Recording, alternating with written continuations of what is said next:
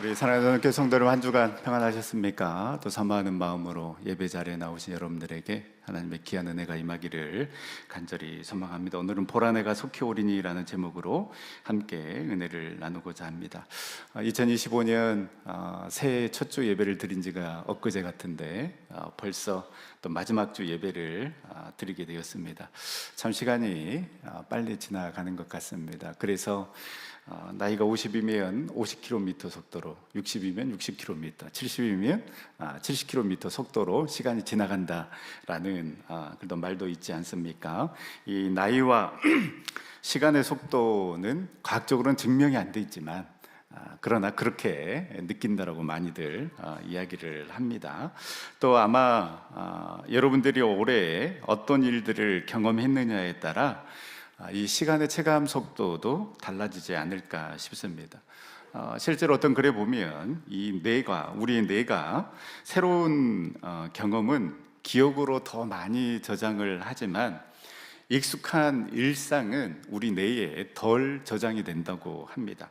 그래서 새로운 장면이 많거나 사건이 많으면 와, 그때 참 일이 많았네 라고 이렇게 기억을 하면서 시간이 길게 느껴지고, 반복되는 일상이면 별로 한 게 없는데 벌써 1년이 지났네 라고 이렇게 짧게 느껴진다고 합니다.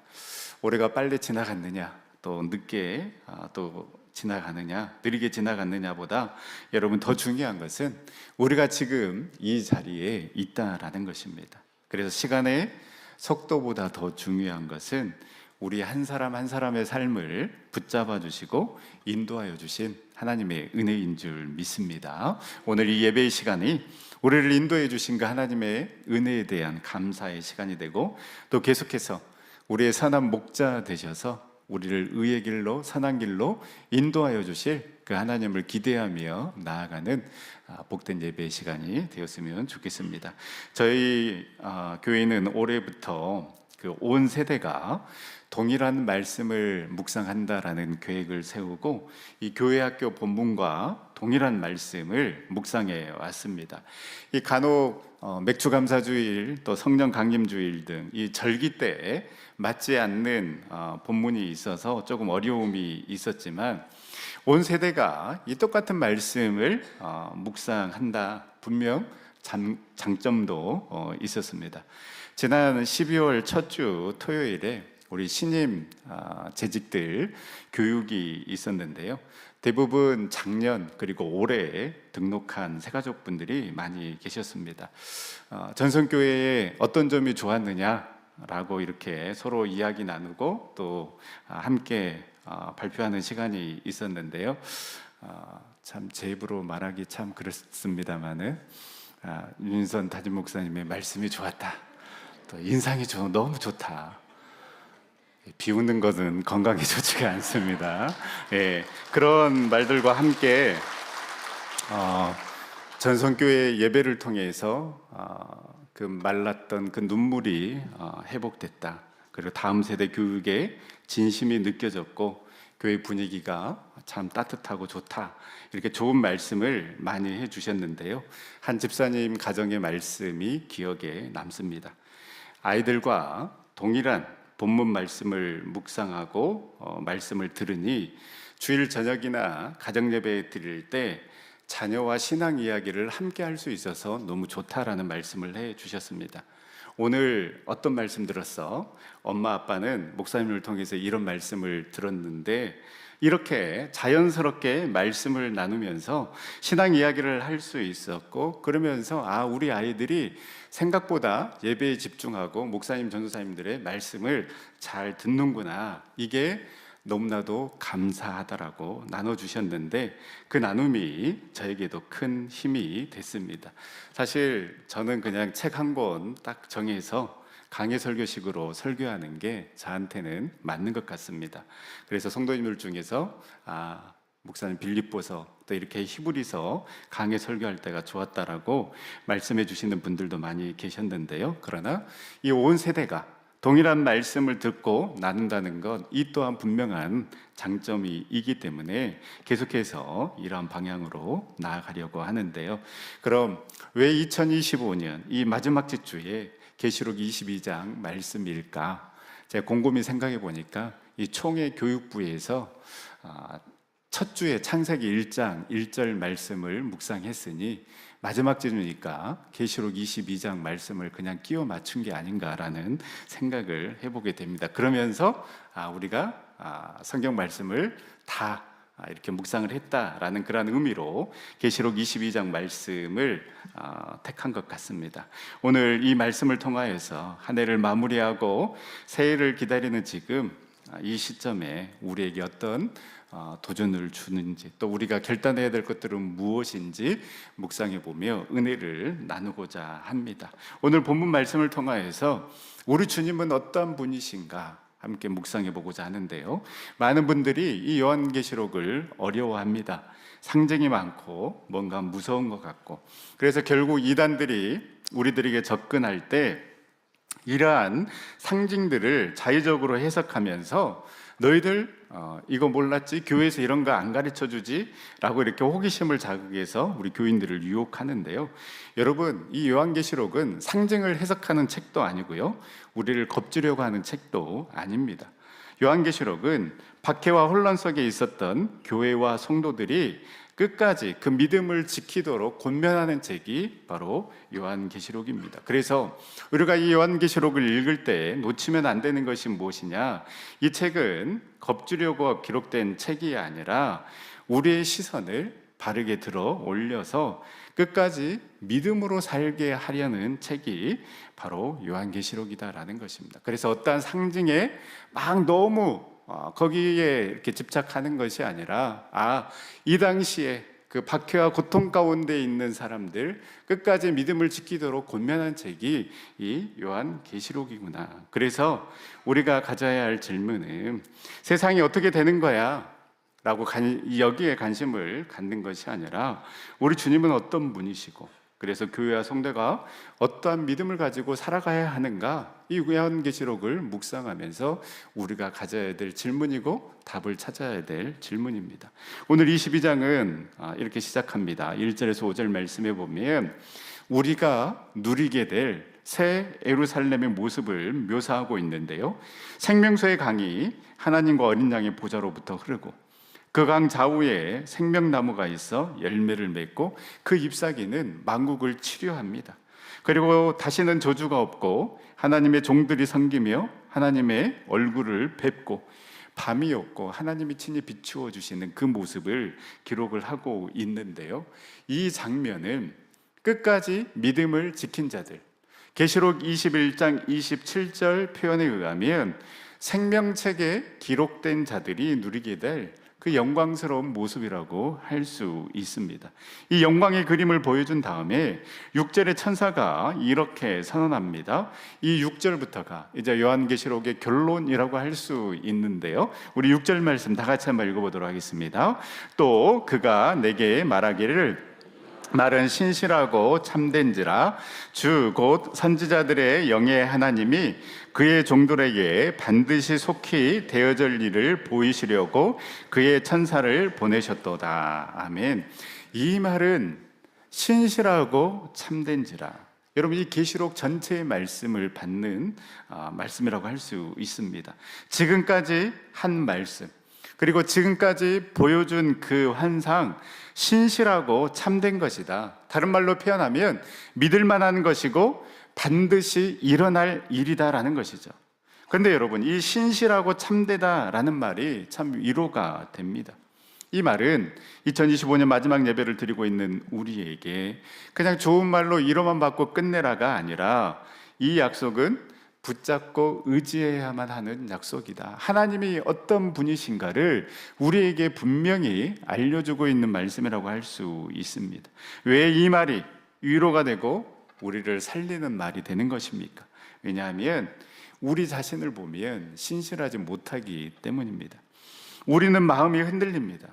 여러분들도 그렇지 않습니까? 2025년 시작할 때 얼마나 많은 계획들을 세웠습니까? 내가 올해는 이렇게 살아야 되겠다 내가 더 기도하고 더 말씀을 붙잡고 살아가야 되겠다라고 그렇게 결단을 했지만, 그러나 시간이 지나면서 어떻습니까? 상황이 바뀌고 몸이 지치고 또 마음이 약해지면서 우리의 결심이 흔들립니다. 그래서 연말이 되면 우리의 마음이 어디로 갑니까? 결과로, 평가로 갈 수밖에 없습니다. 내가 잘했나? 못했나? 내가 제대로 살았나? 잘 못 살았나? 그러니까 이 수고한 사람일수록 더 지치고 더 애쓴 사람일수록 더 허전합니다. 왜냐하면 우리도 우리 자신을 붙들 힘이 없기 때문입니다. 그런데 우리 주님은 오늘 우리를 이 평가의 자리로 나아가지, 평가대에 우리를 세우지 않습니다. 책망하지 않습니다. 먼저 우리의 마음을 붙드십니다. 그리고 가장 먼저 우리에게 기준을 바꿔주십니다. 너 자신을 보지 말고 내 말을 보아라는 것입니다. 너의 감정을 보지 말고 믿지 말고 내 약속을 보고 내 약속을 믿으라라고 말씀하고 있는 것입니다. 성도 여러분, 신실하다라는 것 의지해도 된다라는 뜻입니다. 믿어도 된다라는 뜻입니다. 붙잡아도 된다라는 뜻입니다. 사람은 약속을 지킬 때가 있고 지키지 못할 때가 있습니다. 그러나 우리 주님은 다릅니다. 우리 주님의 신실하심은 우리의 변덕과 실패 때문에 그 약속을 취소하지 않으신다라는 뜻입니다. 우리가 지쳐도 우리 주님은 지치지 아니하시고, 우리가 물러서도 우리 주님은 물러서지 않으십니다. 그래서 내가 흔들려도 우리 주님은 흔들리지 않는다. 우리 주님은 신실하신 분이시다. 내가 붙잡고 내가 의지할 분이시다라는 것, 이 말씀이 우리에게 위로가 되는 것입니다. 또 참되다라는 것은 무엇입니까? 여러분, 우리는 겉과 속이 다를 때가 참 많이 있습니다. 겉으로는 괜찮습니다라고 말하지만 우리의 속은 무너져 있습니다. 겉으로는 믿음이 있는 척 이야기하지만 속으로는 우리 마음 가운데 두려움이 있습니다. 심지어 나 자신에게도 난 괜찮아라고 말하면서 나 자신의 상처도 숨기며 살아갈 때가 많이 있습니다. 그러나 주님의 참되심은 무엇입니까? 주님의 말씀은 그럴듯한 말씀이 아니라 실제로 이루어지는 약속입니다. 그러니까 내 감정이 거짓을 말할 때도, 내 상황이 나를 속일 때도 주님의 말씀은 변하지 않는 기준이 되고 흔들릴 때마다 다시 돌아갈 기준이 되는 것입니다. 그래서 주님의 참되심이 우리에게 위로가 되는 것입니다. 사랑하는 성도 여러분, 그러면 오늘 이 말씀을 우리는 어떻게 받아야 되겠습니까? 2025년을 보내면서 우리가 붙잡아야 할 것, 내가 얼마나 했느냐가 아닙니다. 우리가 붙잡아야 할 것은 우리 주님은 얼마나 신실하신가. 그 신실하신 주님이 저와 여러분들을 포기하지 아니하시고 우리를 지키시고 인도하신다라는 것입니다. 그래서 그 주님은 우리가 붙잡을 만한 분, 우리가 의지할 만한 분, 참되신 분, 시건치 아니하시고 그 말씀하신 바를 반드시 행하시는 주님이시기 때문에 그 주님을 의지하며 그 주님을 붙잡고 나아갈 때에 우리에게 위로가 된다라는 것입니다. 내 인생이 흔들려도 우리 주님의 약속은 흔들리지 않습니다. 내 마음이 불안해도 우리 주님의 말씀은 참됩니다. 사랑하는 전성교 성도 여러분, 올해 여러분들이 겪은 일들 주님이 다 알고 계십니다. 말 못하고 삼킨 한숨도 우리 주님이 아시고 그 눈물로 버틴 밤도 우리 주님이 아십니다. 사람이 알아주지 못한 그 수고도 주님이 아십니다. 그리고 주님 오늘 이렇게 말씀하십니다. 이 말은 신실하고 참된지라. 사랑하는 성도 여러분, 이 말씀이 우리의 마음을 회복시키고 우리의 마음을 다시 붙드는 그런 위로의 말씀이 될 수 있기를 간절히 소망합니다. 이렇게 신실하고 참된 주님의 말씀이 우리를 다시금 붙들어주고 위로를 해주는데, 주님은 우리를 위로만 하지 않습니다. 우리의 삶의 방향을 잡아주시는데요, 7절 말씀에 보면 보라 내가 속히 오리니 이 두루마리의 예언의 말씀을 지키는 자는 복이 있으리라 하더라. 우리의 삶의 방향이 무엇입니까? 말씀을 지키는 자가 복이 있으리라 하더라. 여러분, 말씀을 지키는 그 삶을 우리는 살아가야 하는 것입니다. 여기서 복이 무엇입니까? 우리가 생각하는 복은 종종 형편이 좋아지는 것, 나아지는 것으로만 생각합니다. 그래서 뭔가 내 자산이 늘어나고 일이 잘 풀리고 그 힘들게 했던 그 문제가 사라지는 것, 물론 여러분 이것도 은혜고 복입니다. 그러나 성경이 말하는 복은 그것보다 훨씬 더 깊습니다. 복은 하나님이 나를 붙드시고 내 걸음을 인도하시고 내 삶을 책임지신다라는 것, 여러분 이것이 복인 것입니다. 그래서 상황이 좋아지는 것도 복이지만 진짜 복은 힘들고 어려운 상황 속에서도 하나님을 바라보고 하나님과 동행하는 자가 진짜 복을 받은 사람입니다. 하나님께서 은혜를 베풀어 주셔서 그 많은 것들을 누리고 있음에도 감사하지 못하고 오히려 더를 외치고 있다라면 여러분 이 사람은 복을 받은 것이 아닙니다. 그러나 말할 수 없는 힘듦이 있고 혹 2025년 내가 원하는 대로 이루어지지 않았던 그 일들이 너무나도 많이 있다 할지라도 여전히 하나님을 바라보며 그 가운데 하나님의 뜻을 찾고자 하는 그 사람이 진짜 복 있는 사람이다라는 것입니다. 그래서 시편 1편에 복 있는 사람을 이렇게 정의합니다. 우리가 너무나도 잘 아는 말씀인데요, 함께 읽어보도록 하겠습니다. 복 있는 사람은 악인의 길을 따르지 아니하며 그들의 길에서 서지 아니하며 오만한 자들의 자리에 앉지 아니하고 오직 여호와의 율법을 즐거워하여 그의 율법을 주야로 묵상하는도다. 그렇습니다, 여러분. 진짜 복 있는 사람은 여호와의 율법을 즐거워하면서 그 율법을 주야로 묵상하고 하나님의 말씀을 우선순위에 두고 그 말씀을 지키는 삶을 살아가는 자가 복 있는 사람입니다. 여러분, 이 말씀을 지킨다라는 이것이 참 부담으로 다가옵니다. 어떻게 그 많은 하나님의 말씀을 다 지키느냐, 또 이 말씀대로 살아가면 이 사회생활 하는데 진짜 바보 되는 거 아니야? 라고 이렇게 생각할 수 있습니다. 그런데 여러분, 여기에서 이 말씀을 지킨다라는 것은요, 완벽하게 해낸다라는 뜻이 아닙니다. 한 번도 넘어지지 않는다라는 뜻이 아닙니다. 여기서 이 말씀을 지킨다라고 했을 때 지킨다라는 것은 놓지 않는 것을 말하는 것입니다. 넘어져도 다시 붙잡고, 지쳐도 다시 붙잡고, 바빠도 다시 돌아와서 이 말씀을 붙잡는 것이 여러분 말씀을 지키는 것입니다. 사랑하는 전역교회 성도 여러분, 2025년을 보내고 2026년을 맞이하려고 하는 지금 우리가 많은 계획과 목표를 세우지만 그 많은 계획과 목표 가운데 가장 먼저 세워야 할 계획, 또 가장 먼저 지켜야 할 우선순위가 있습니다. 바로 그것은 하나님의 말씀을 놓지 않는 것, 그 하나님의 말씀을 붙잡는 것입니다. 여러분, 새해를 앞두고 내가 무엇을 더 할까 생각하기 쉽습니다. 그러나 우리 주님은 무엇을 더 하라 라는 것보다 말씀을 놓지 말아라, 그 말씀을 지켜라, 말씀을 붙잡아라 라고 우리에게 말씀하고 계시는 것입니다. 계획이 흔들릴 때도, 환경이 바뀔 때도, 내 마음이 약해질 때도 말씀을 붙잡는 것, 여러분 이것이 진짜 복된 자의 삶인 것입니다. 그래서 저는 여러분께 이렇게 권면하고 싶습니다. 올해보다 더 큰 계획을 내년에 세우기 전에 말씀을 우선순위에 두는 그러한 작은 결단들을 세워가 보십시오. 거창한 목표가 아니라 그 말씀을 놓지 않기 위해, 말씀을 놓지 않기 위한 몸부림이 우리 가운데 있어야 한다라는 것입니다. 그래서 여러분 몇 가지 말씀드리면, 여러분 예배를 지키는 것이 말씀을 지키는 것이고 말씀을 붙잡는 것입니다.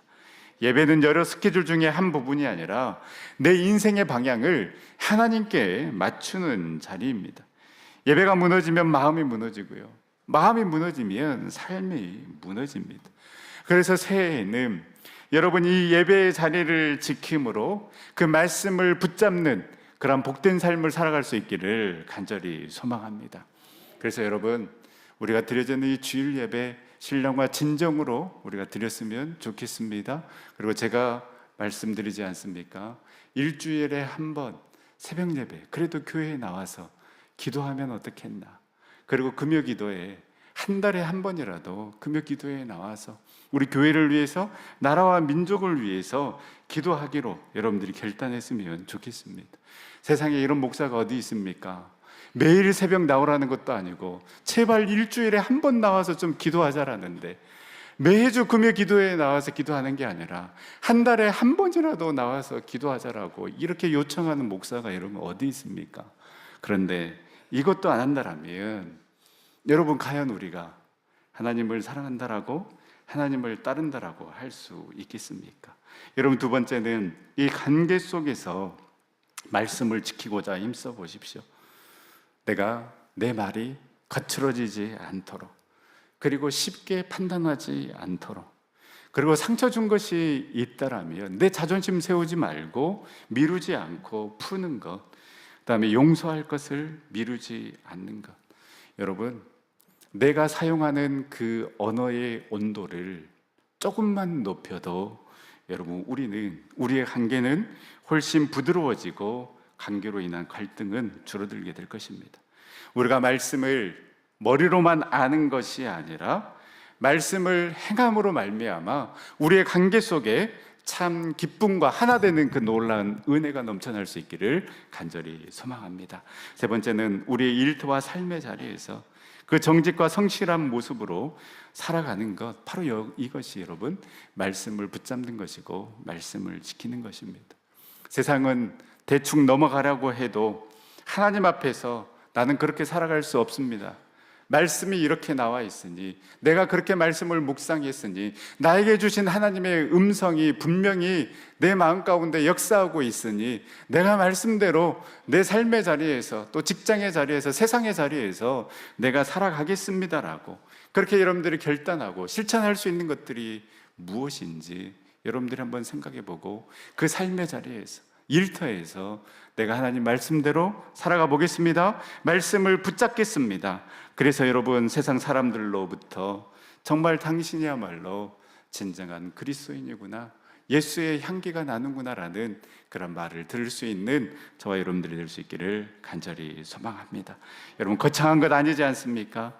이러한 작은 순종이 쌓여서 우리의 2026년을 바꾸게 될 것입니다. 주님, 새해에는 큰 결심 하나로 나의 인생을 바꾸려는 것이 아니라 내가 말씀을 놓지 않겠습니다. 말씀을 붙잡고 작은 순종을 지키며 나아가겠습니다. 여러분, 이 고백 위에 하나님께서 예배해 놓으신 귀한 복을 마음껏 누리는 우리 전생의 모든 성도님들 다 될 수 있기를 간절히 소망합니다.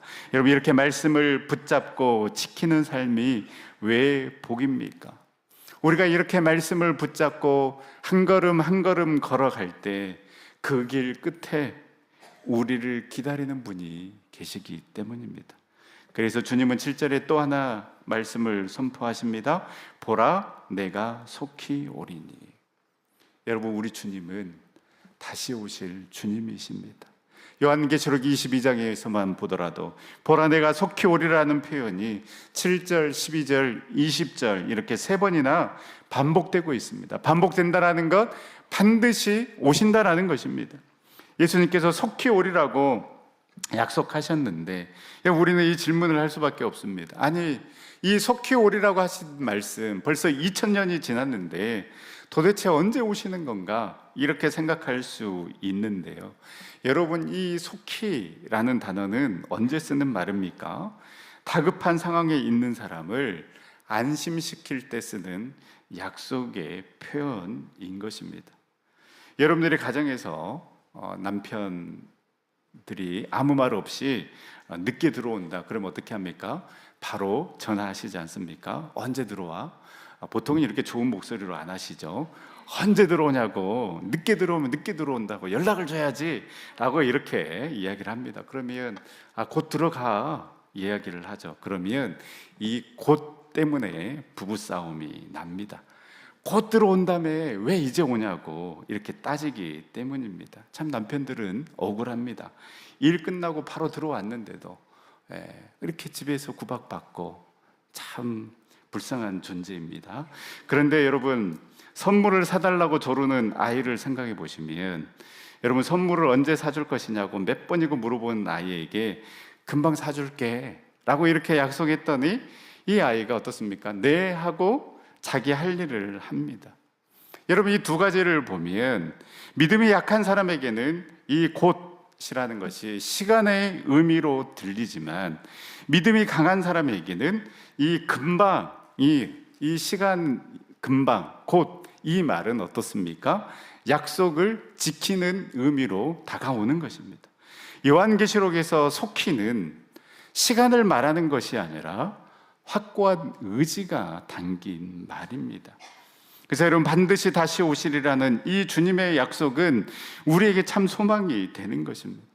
우리가 기대감을 가지고 또 2026년을 맞이하고 있지만은, 그러나 우리 마음 한켠에 자리 잡고 있는 두려움도 있는 것이 사실입니다. 왜 그렇습니까? 불확실하기 때문에 그렇습니다. 건강이 어떻게 될지, 경제가 어떻게 될지, 내 자녀가 어떻게 될지, 내 사업장은, 내 계획은 어떻게 될지 여러분 모르는 것이 훨씬 더 많기 때문에 그 두려움이 스멀스멀 올라오기도 합니다. 그런데 여러분, 확실한 것도 있습니다. 우리 주님이 다시 오신다. 우리 주님이 속히 오신다라는 것입니다.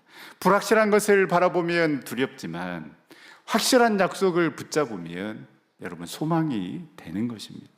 따라서 여러분, 주님이 속히 오신다라는 이 확실한 약속은 두려움을 이기는 소망이 되는 것입니다. 불안하면 우리의 마음이 움츠러들지만, 그러나 주님이 다시 오신다라는 이 약속은 우리의 마음을 다시 펴게 하는 것입니다. 지금 당장 내 문제가 해결되지 않아도 우리 주님 마지막에 반드시 책임지신다라는 확신이 우리를 붙듭니다. 그래서 우리는 낙심에 머물지 않습니다. 포기에 머물지 않습니다. 왜냐하면 내 인생의 결론을 내가 쓰는 것이 아니라 주님이 끝까지 저와 여러분들을 붙들어서 완성하실 것이기 때문입니다. 또한 주님이 속히 오신다라는 이 약속은 지금 여기를 살게 하는 소망이 되는 것입니다. 여러분, 주님이 다시 오시기 때문에 우리가 마음대로 사는 것, 여러분, 이것은 믿음이 아닙니다. 오히려 반대입니다. 주님이 오신다라는, 주님이 확실히 오신다라고 믿는 사람은 두렵고 떨리는 마음으로 오늘을 더 소중히 여기며 살아가는 것입니다. 더 거룩한 모습으로 나아가는 것입니다. 더 정직한 모습으로, 신실한 모습으로 나아가려고 더 힘을 쓰는 것입니다. 그래서 주님이 보라 내가 속히 오리라고 하신 그 자리에 말씀을 지키는 자가 복이 있다라고 연결이 되는 것입니다. 보라 내가 속히 오리라. 여러분, 이 오리라는 단어는 현재 진행형입니다. 따라서 오리라는 이 단어의 뜻은 지금 재림이 시작되어 예수님이 오고 계신다라는 뜻입니다. 예수님의 재림은 미래의 어떤 시점에 돌발적으로 일어나는 사건이 아니라 이미 시작되었고 진행 중인 사건이라는 것입니다. 그 하나님의 경륜 속에는 이미 예수 그리스도의 재림은 시작되었으나 하루가 천년 같고 천년이 하루 같은 그 영원하신 분의 섭리 안에서 이루어지는 시간이기 때문에 아직 우리의 삶의 현장에서 느끼지 못하고 있을 뿐입니다. 초대교회 성도들은 이 예수님의 재림을 이러한 관점으로 믿었고 갈급히 기다리고 있었습니다. 그래서 저들은 그 예배 의식에서도 신앙 고백에서도 성도들 상호 간의 인사에서도 마라나타 주 예수여 어서 오시옵소서라는 말을 외치며 서로를 격려하였고 영적으로 깨어 있었습니다. 이 마라나타의 신앙을 가진 성도의 믿음은 여러분 힘이 있습니다. 초대교회 성도들의 신앙이 생기가 있고 활력이 넘쳤던 것은 바로 이러한 신앙이 있었기 때문입니다. 주 예수 그리스도가 오시기 때문에, 오시고 있기 때문에 지금 현재의 삶을 마음대로 살아갈 수 없다라는 것입니다. 주님이 언제 오실지 모르기 때문에 그 오실 주님을 기다리며 더 신실하게, 더 정직하게, 더 갈급한 사모하는 마음으로 주님 앞에 나아갔기 때문에 그 초대교회 성도들이 그 핍박과 고통을 이기면서 그 순교의 자리로까지 나아갈 수 있었던 것입니다. 여러분, 마라나타 신앙은 이러한 신앙인 것입니다. 이 마라나타 신앙, 주 예수 그리스도가 오고 계신다라는, 오고 있다라는 이 신앙은 우리의 영혼을 깨우는 것입니다. 내가 이렇게 살아서는 안 되겠구나. 주님이 곧 오시는데 그 주님 앞에 서게 될 날 정말 나의 이런 모습으로 내가 설 수 있을까? 더 예배하고 더 사랑하고 더 기도하며 더 하나님 앞에 나아가는 믿음으로 서야 될 것입니다. 사랑하는 전국교회 성도 여러분, 우리도 이제 이 마라나타의 신앙으로 나아갈 수 있기를 간절히 소망합니다. 그래서 우리의 입술에서도 아멘 주 예수여 어서 오시옵소서. 주님이 오십니다. 그러니 우리는 무너지지 않습니다. 주님이 오십니다. 그러니 우리는 다시 일어섭니다. 주님이 오고 계십니다. 그러니 우리는 그 말씀을 붙잡고 예배를 붙잡고 정직을 붙잡고 신실하게 걸어갈 수 있습니다 라고 이렇게 고백하며 우리 주님 오시는 그날까지 그 믿음의 길 걸어갈 뿐만 아니라 2026년에도 이 믿음으로 승리의 삶을 살아가는 우리 전생 모든 성도님들 다 될 수 있기를 간절히 소망합니다. 우리 시간 함께 찬양하며 기도 자리로 나아갈 때 마라나타 주 예수여 어서 오셔서 내가 그 주님을 기다립니다. 내가 주님을 사랑합니다. 내 삶을 온전히 우리 주님께 드립니다. 그 마음으로 결단하며 함께 찬양하며 기도 자리로 나가도록 하겠습니다.